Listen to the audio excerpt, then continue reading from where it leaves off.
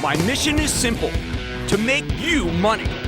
I'm here to level the playing field for all investors.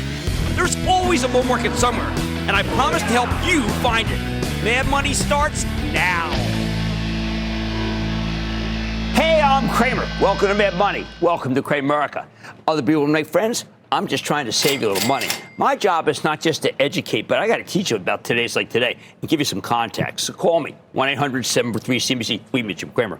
Look, I was working on my talk for the CNBC Investing Club last night, and it hit me like a bright bulb snapped on in a dark room.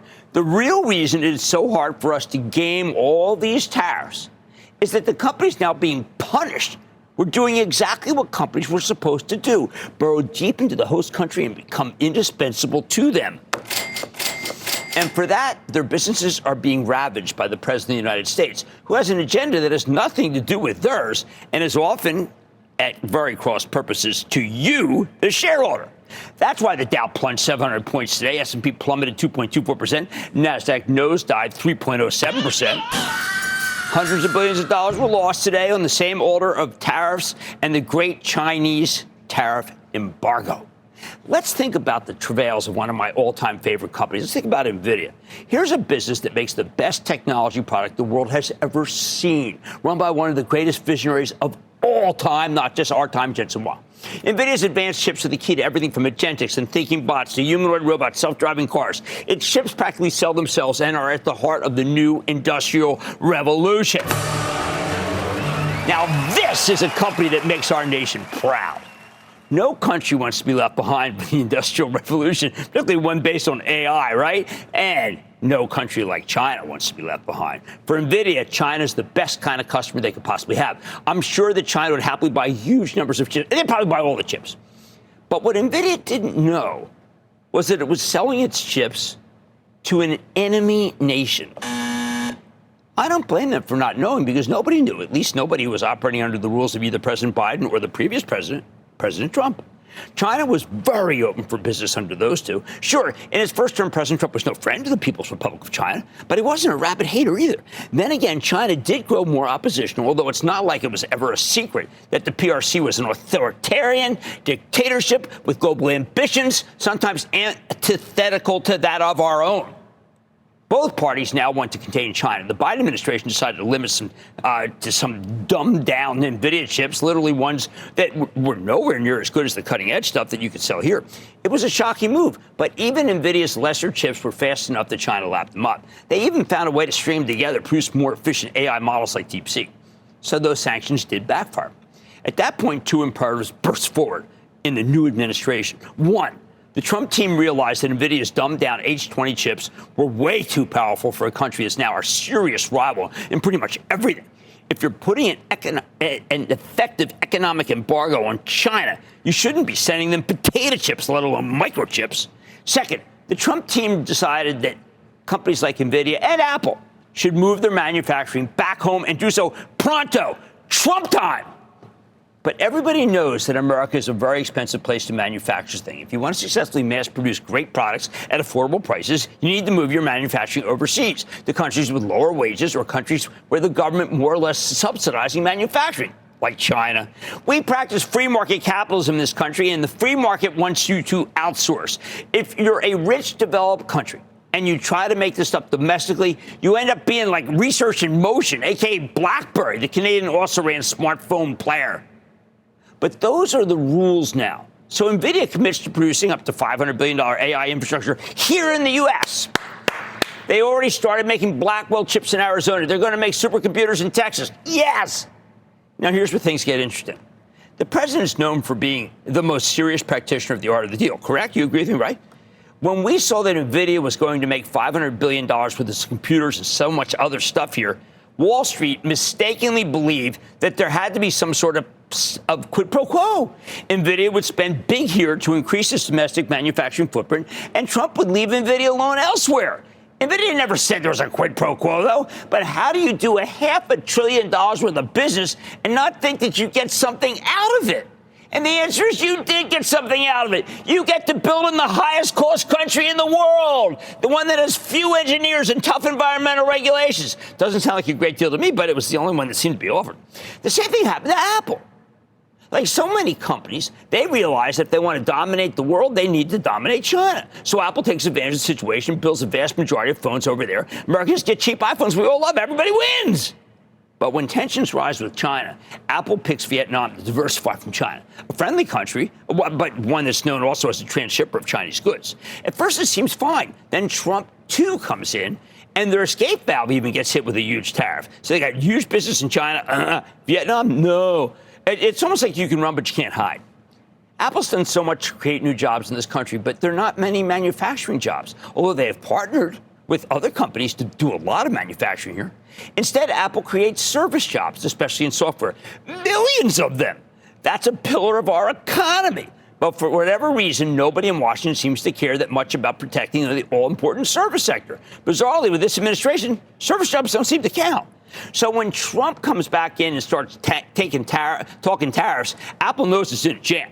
They commit to doing more than $500 billion worth of investments in this country over the next 4 years. Could there be a quid pro quo? Does Apple get anything for that $500 billion? Yes, it gets a real expensive country to do business in with not enough engineers to go around because our country doesn't produce a lot of them. Last night, not long after we thought that NVIDIA could still sell China those H20 chips, we found out that was over too, and it had to take a $5.5 billion charge. For all intents and purposes, NVIDIA may be done with China. If that's the case, Wall Street acted as if they were done with NVIDIA, and its stock got crushed down almost 7%. Apple's got some sort of stay of execution to move out of China. I no longer trust or believe there will be an electronics exception that will give the company anything near a permanent break. The clock is ticking. I don't know if the Trump administration believes in the greatness of Apple any more than they believe in the greatness of NVIDIA. It seems to me nothing to them versus creating a successful Chinese embargo. That's their imperative. It's fine. He's the president, not us. Not only that, I keep getting a feeling that the White House doesn't think either company is a good actor, no matter what they do. Somehow our leaders seem to think that Jensen Huang and Tim Cook do in this country what they do just isn't important. It's the building of the inside of the phone that matters to them. It's like how they don't like the assembly of cars here. They want the engines built here, too. Intellectual property is no more important than any other property. Like boardwalks equal to the Mediterranean. Poor place is boring. If you think this is bad policy, I got some news for you, partner. It doesn't matter what you think or what I think. It only matters what they think. Now, it's starting to dawn on people that there's no immunity from the president's wrath on the issue, just like there's no immunity for any law firm that's ever gotten on his bad side, or any university for that matter, if it's too woke. We don't trade law firms or colleges here. It just doesn't work. I mean, I've tried.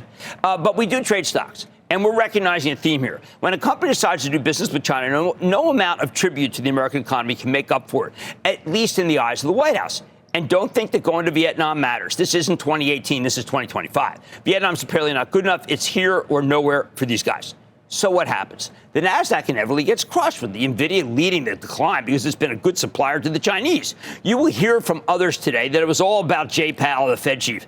They couldn't be more wrong. I mean, honestly, just because the guys on TV don't make them right. The battle to contain China has everyone on edge. A quarter of a point here is meaningless versus this stuff, the real stuff, the stuff that's pile driving everything here. It's not in Chicago with the Fed chief, much as I like that guy. The bottom line, in this new world, any company that outsources their manufacturing is a target.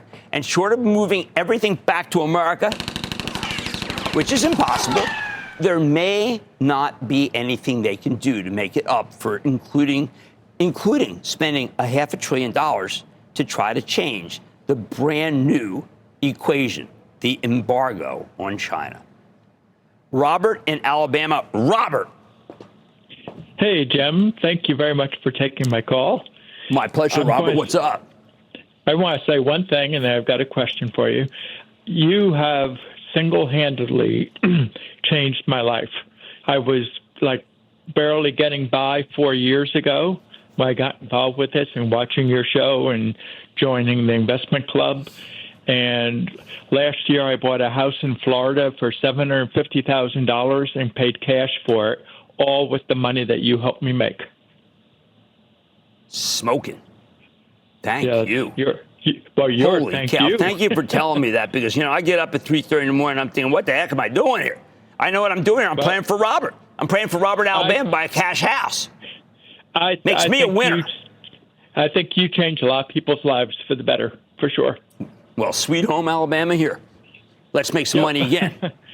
Okay. My question is, do you think AMD is, with it going down like it did today, like everything else did, do you think that is reasonable for just a short-term trade?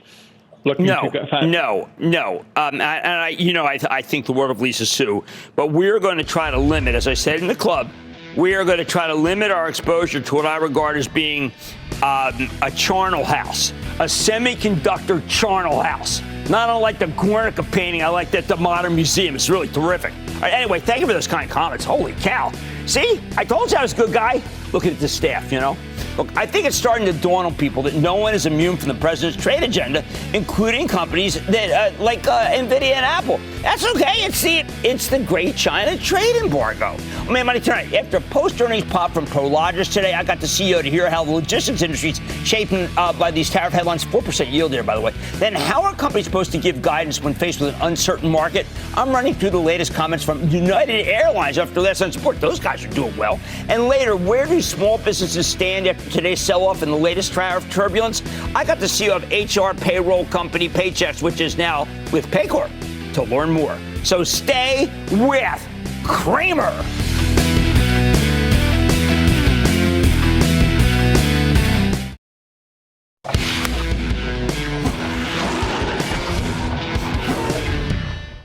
Now we've got a 10% tariff on exports from the entire world, an effective embargo on most Chinese merchandise aside from electronics. What does it mean for the logistics industry? Take Prologis, the real estate investment trust that mainly owns warehouses and fulfillment centers for e-commerce. Naturally, the stock's been hammered over the past month and a half, although it's rebounded nicely from its lows last week. Now, this morning, Prologis reported a slightly better than expected quarter. Management reiterating their full-year forecasts. In response, stock rallied nearly 2% on an otherwise horrible day. So could this be an attractive entry point, or is there just too much worry about this to get behind it right now? Let's talk with Hamid Moghadam. He is the co-founder, chairman, and CEO of Prologis. Hamid, welcome back to Mad Money. Thank you, Jim. Good to be with you. All right, I got a theory, sir.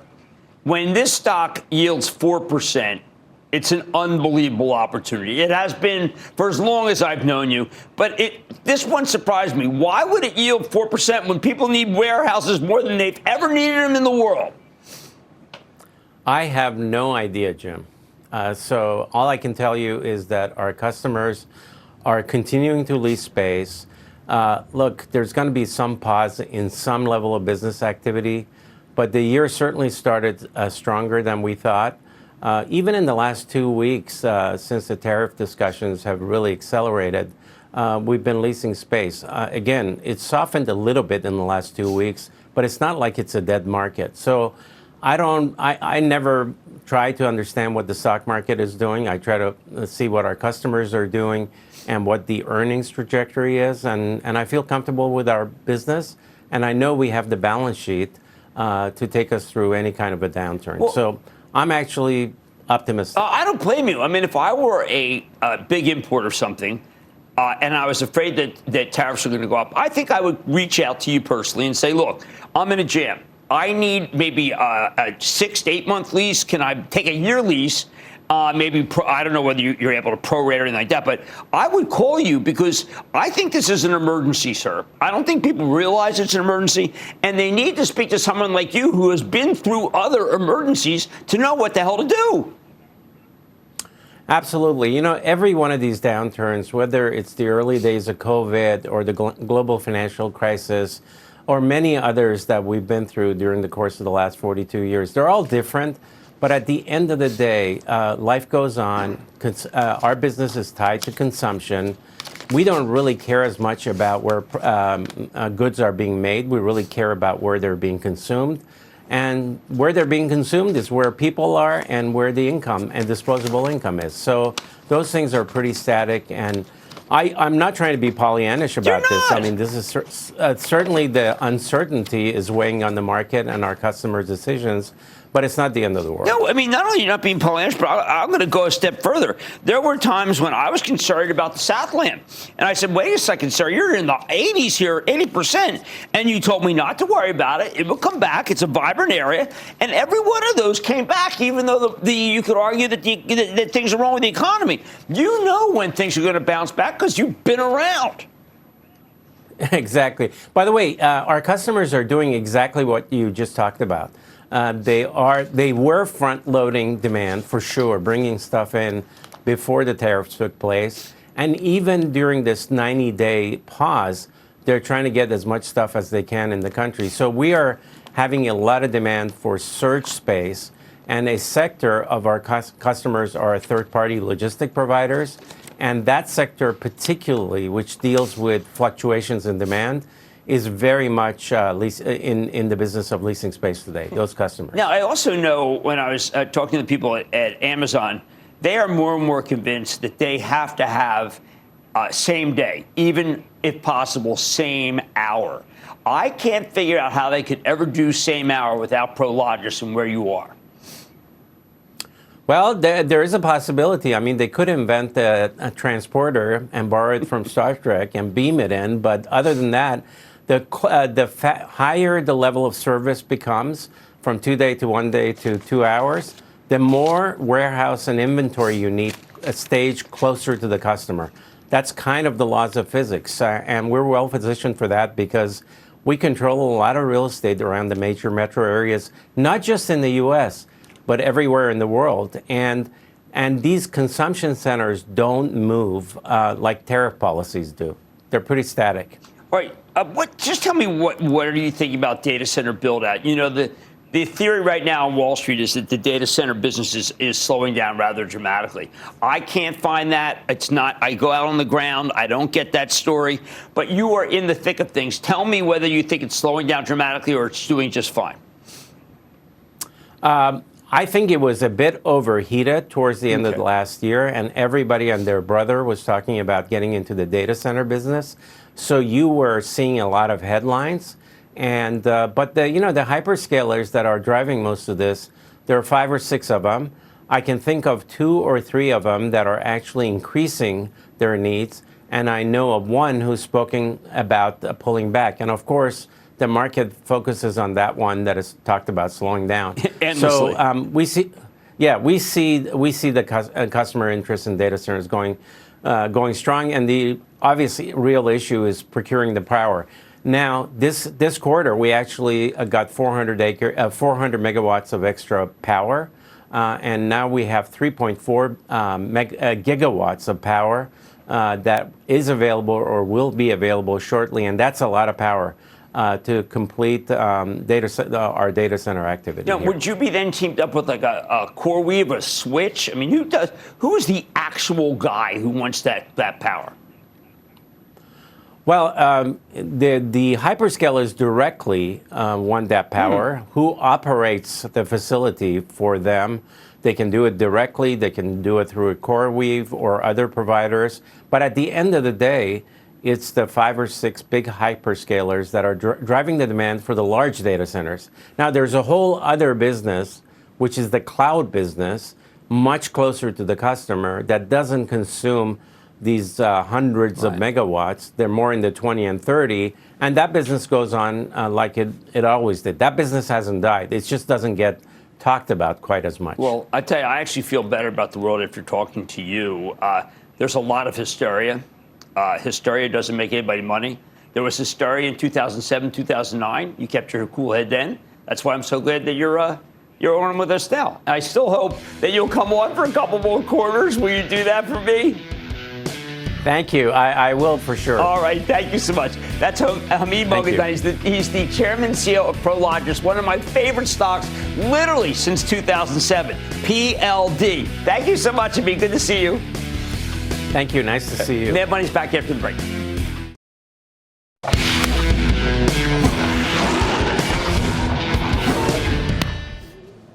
So far this earnings season, the great dilemma is how the heck are you supposed to deal with your guidance? How do you come up with a forecast when you got no idea what the future is going to look like? I don't have it. You don't have it. They don't have it.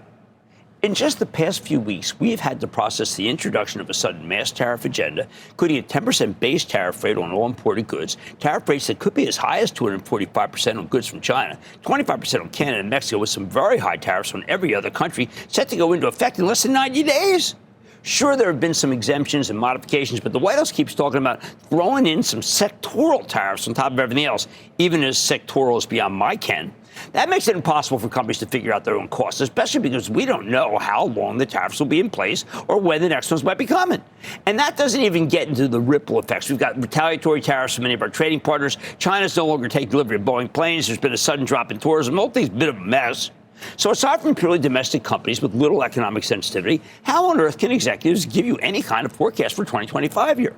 Coming into earnings season, I figured most of them would just simply pull their outlooks. I mean, who could blame them? But now that we're almost a week in, we're seeing some pretty creative solutions. The big banks mostly reiterate their full-year forecast, but the banks mostly don't offer formal guidance for things like revenue or earnings per share to begin with. Citi does, though, and while they mostly left their full-year guidance unchanged, they also said that, quote, subject to macro and market conditions, end quote. Yeah, well, that's what you should do, right? That should go without saying. So when they do say it, you know they're not too sure about where the economy's headed. At J.P. Morgan, CEO Jamie Dimon said that, quote, the economy is facing considerable turbulence, including geopolitics, with the potential positives of tax reform and deregulation and the potential negatives of tariffs and trade wars, ongoing sticky inflation, high fiscal deficits, and still rather high asset prices and volatility.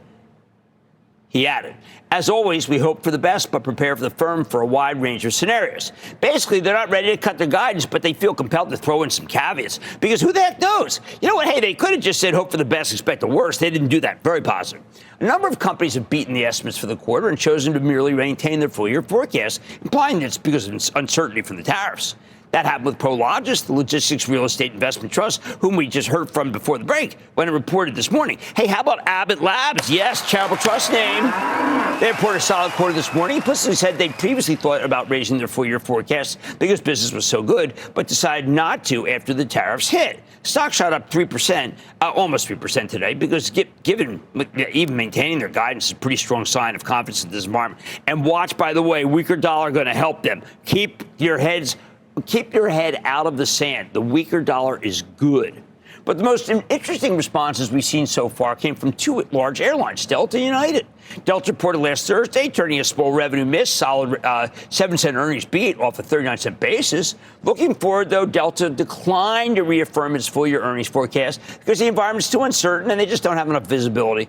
By the way, the stock had popped 23% the previous day after most of the Liberation Day tariffs were paused for 90 days. Then it fell over 11% last Thursday because management pulled the guidance. Delta's being conservative here. They know it's impossible to predict the future when the White House can change its aggressive trade policy on a dime. So they decided they wouldn't even try. United, though, this is really interesting. United Airlines took a very different approach. Last night, they reported a surprisingly strong quarter with inline sales up 5% year over year, 17-cent earnings beat off of 74-cent basis. But the stock, which was already down from 116 in January to 67 at last night's close, barely got any credit, finishing down a penny today. Why? Because United decided to be diligent about its guidance and gave us two sets of forecasts, one for a stable economic environment and one for a recessionary environment. Management says, quote, it's impossible to predict this year with any degree of certainty, end quote. So what they're doing, they're laying out multiple scenarios. Instead, I thought this was brilliant. United conceded the macroeconomic environment has gotten softer, but they said the company has been, quote, closely monitoring bookings, end quote, and as of now, booking trends have been stable. If demand basically holds steady here at somewhat low level, then management says they can still earn $11.50 to $13.50 per share, which was the original earnings forecast from back in January. But as CEO Scott Kirby said on this morning's conference call, quote, we read the same headlines as you, and so we think that there's a reasonable chance that bookings could weaken from here, end quote. A recessionary environment. He believes in a recession they can only earn $7 to $9 per share. I think it's very reasonable, the way to do things. But obviously, when you lay out a dual-track forecast for the year, everyone's going to wonder, which of these scenarios do you actually expect? And that was one of the first questions asked of Kirby when he joined CNBC's own Phil LeBeau for an exclusive interview on Squawk Box this morning. I love this. Take a listen to this. I don't know, is the short answer. I mean, the economy, we have slowed down. But I think there's a lot more water to go under this bridge before we settle out into a new normal. And so we might, and we might not. That's why we also gave two different ranges, two different scenarios, two different outcomes. Now, there's an honest fella. kind of refreshing, isn't it? Even if it doesn't give us a ton of clarity on the situation. But then again, why would United Airlines have any clarity when nobody else has? And hey, I'd rather get 2 forecasts than no forecasts. He's a better person than I am. I would have just said, we crushed it this quarter. I hope to do the same. The quarter was so good that he had a right to do that, but he didn't. Good for him. But here's the bottom line. With earnings season in full swing, I'm surprised more companies haven't pulled their full-year forecasts like Delta. The most common strategy that has been seen so far is beat and maintain from a handful of companies like the banks and a couple of healthcare companies holding up so far. But so as far as I'm concerned, you just heard my favorite, the 2-track. All aboard! From United Airlines, because while things might end up fine, this company will do very badly in a genuine recession. And both those potential outcomes, unfortunately, are very much on the table. I feel like taking calls. I would actually like to start with Nick in Illinois. Nick. Booyah, Jim. First time, long time. Oh, fantastic. Nick, welcome aboard. What's going on? I want to get your opinion on Tesla. Do you think all the bad news is already priced in? Thanks. Do I think all the bad news is already priced in? What a great question. You know what? I'll tell you that with the stock down 40%, when this stock's down 50%, that's when I feel, because that's at the level where people just say, I've had it. So let's take a little bit more pain, and then some gain there. All right, with earnings season now in full swing, we're seeing companies handle their full-year forecast very differently. My favorite approach so far has been the guidance from United. Since it's accounting for all the uncertainty out there, makes me feel more certain, even if it's uncertain. Mad Money we got tons ahead. Got exclusive with Paychex after its recent all-cash acquisition of enterprise software company Paycor. Plus, from potato chips to workout wear, are consumers getting tired of sticker shock? I'm looking at the long term for stocks like PepsiCo and Lululemon. And that's Lululemon. And all your calls rapid fire in tonight's edition of the Lightning Round. So stay with Cramer.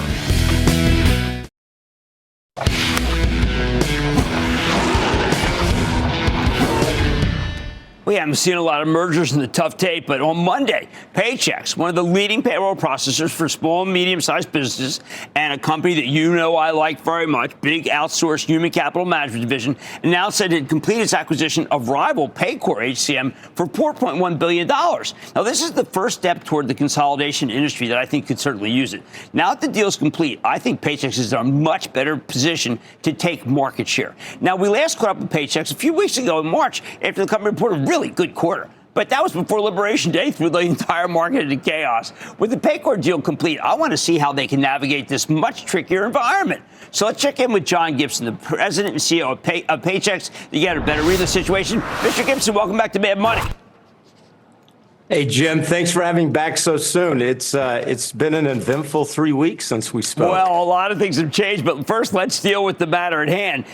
John, this acquisition, I think, is brilliant. I have liked Paycor for a long time, in part because I like these young companies that have a lot of new good ideas. How about the two teams together? What is going to change if I'm an account for Paychex? Well, what I would tell you, Jim, this is a major milestone, not only for Paychex, but as you said, I think for our industry. This transaction really strengthens our competitive position upmarket. It's going to unlock a lot of new revenue opportunities for us as a company. We're going to be able to use the power of a lot of Paycor's products and move them into the Paychex ecosystem. And we're going to be able to take a lot of the power of Paychex and move it into the Paycor ecosystems. We've already started that effective Monday. So I see a lot of opportunities for us to really position Paychex and Paycor together. We're stronger together and really continue the strong long-term growth and the margin expansion that everyone's accustomed to at Paychex. Now, Wall Street itself is I think they're very biased toward enterprise software and not toward old-fashioned. Paycor was exactly what they want. There have been people who've been fighting your stock the whole way. For 100 points, there's some guys fighting your stock. Will they not be more inclined to think, oh, my God, with Paycor, they had the best technology. You marry the best technology with the best client book, you're going to do a lot more business with those clients. Well, I think you're absolutely right, Jim. This acquisition is all about growth. Together, we're going to serve nearly 800,000 clients. We're going to be paying 1 in 11 private sector workers in the U.S. This extends our total addressable market by about $10 billion, close now to $100 billion market opportunity for us. It's extending our capabilities up market. We're going to be able to serve a lot larger enterprises. The other thing I don't think people understand is how much even large enterprises rely on HR outsourcing and advisory support. We certainly have been doing a lot of that in our HR outsourcing business in Paychex. And what I'm finding, including I just been down in the sales team, the inside sales team here at Paycor. I'm coming live from Paycor headquarters in Cincinnati. So I've been down in the pit, and what I can tell you, they're excited about what they're going to be able to bring to Paycor's clients in terms of our advisory solutions. So I really think we've got the best SaaS technology capability coupled with world-class advisory services. And then, Jim, you couple that with our huge amounts of data on small, medium-sized businesses and the AI investments we've been making. I think we are going to be unrivaled in terms of what we can provide from a technology and advisory solutions perspective for clients of all sizes and all types. But all sizes. That means it's not necessarily, when I hear small, medium-sized business, I look at Paycor and I think they never had the ambition to be just small, medium-sized. They want to be big and they want to be international. I mean, you're ready to challenge the big guys. You've always been big, but I'm able to challenge the big guys for big accounts, and they may not be ready, I got to tell you. Well, look, Jim, I think that Paychex has the capabilities to serve clients of any size, of any needs. From a person starting a company with 1 or 2 employees all the way up to the largest enterprises. We've put together a portfolio of capabilities. We're committed to investing in our go-to-market and in innovation, our technology platforms. And I think with the combination of Paychex and Paycor, we now have the critical assets we need to be able to address the market needs that we see out there. All right, so John, many times when I read about Paycor, they always had the word talent management. Talent. What is talent management? Well, really, it's the full spectrum of the ability to not only attract, as you know, that's an area we've been focused on in the small, medium-sized businesses. They've been doing a lot in the enterprise size. First of all, how do we attract? How do we recruit employees in this market? Then they've done a lot in terms of employee engagement, performance management, compensation management, all the way the entire employee life cycle. That's an area we were investing a lot of money in, and we certainly see that we're going to be able to take their talent management capabilities and actually move that into our Paychex Flex ecosystem. So now our clients are also going to have access to their leading edge talent management and workforce management when we think about scheduling and complex scheduling that particularly happens in large enterprises. Excellent. Excellent. Now, I want to posit something because I also know you work with the Federal Reserve. We have these talents, these tariffs. We have a lot of turmoil. But when it comes to the average worker in this country, who is always going to be worried about inflation because of the dinner table issue, that worker is not really feeling exactly the kind of pain that we're feeling on Wall Street right now. Is there any truth to the idea that small, medium-sized business may be the winners in this kind of environment? You know, Jim, when we talked 3 weeks ago, I told you that what we saw in small and medium-sized businesses was a combination of optimism and uncertainty at the same time. I think it's fair to say there's a little more uncertainty in the market. But I would tell you take the emotions aside. We talked about this last time. When I look at the data continues to say we have when you and I talked, I told you we had our jobs report. I told you I thought you were going to see good job numbers. You saw good job numbers. I told you we were seeing moderating wage inflation. I thought inflation was going, what did the inflation numbers come back? When you look at the data right now I'm looking at some of our leading indicators. And what I would tell you is I'm not seeing any signs of a recession. I'm not seeing any movement at this time. It's almost, Jim, as if people are frozen a little bit. And I think they're trying to figure out what exactly is going on.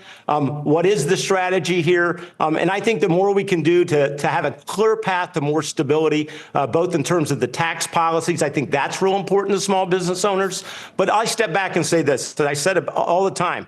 Small business owners are extremely resilient. They face a lot. They don't have a lot of control of their macro environment.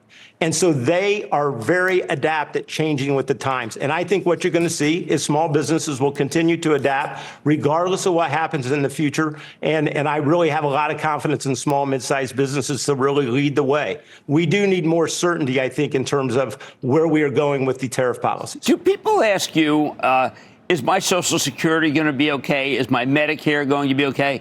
My Medicaid? Are they asking existential questions like that because of all the stuff coming out of Washington? We're not getting a lot of those type of questions at that point in time. One of the things we watch a lot is our 401k business. I've not seen a lot of hardship withdrawals. I would tell you small, medium-sized business workers are in reasonably good shape based upon the data I see. I don't see any major deterioration. Now, we're only about 3 weeks into this higher level of uncertainty. I'm going to be anxious to watch what I see as April develops and May develops, and we roll into June, and we begin to see more what the administration has in mind in terms of resolving some of the tariff negotiations they've got going on and how they're going to deal with the China situation. Well, I sure hope they talk to you, because we don't want the backbone of America to be upset by all this stuff.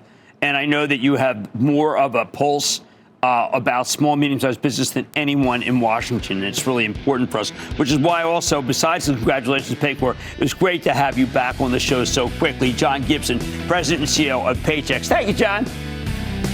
Thank you, Jim. Absolutely. Mad Money. Be back after the break.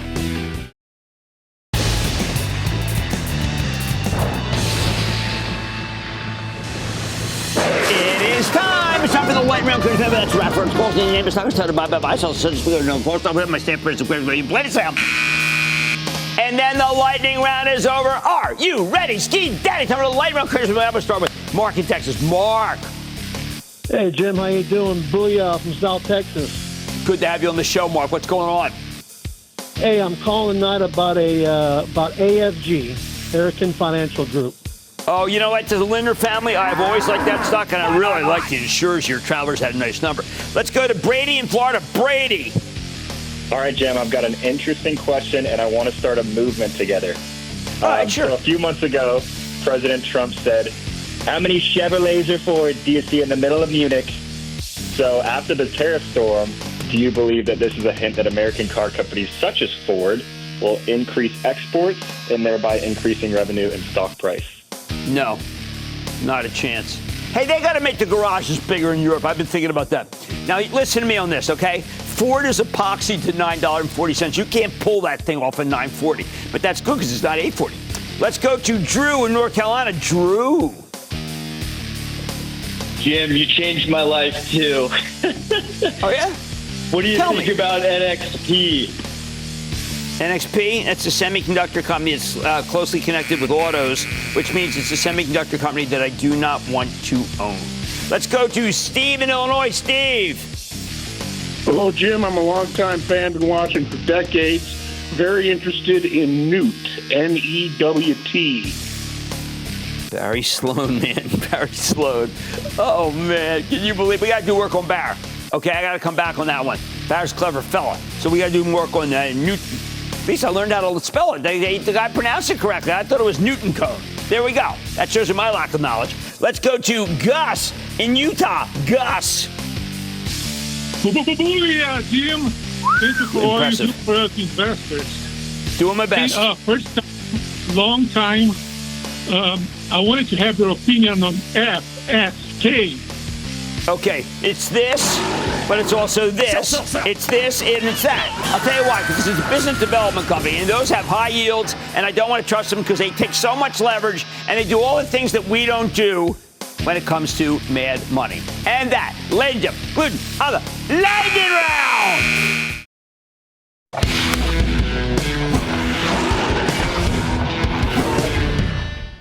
Even before the trade war, we already had real problems in this country. And it's a problem of high price.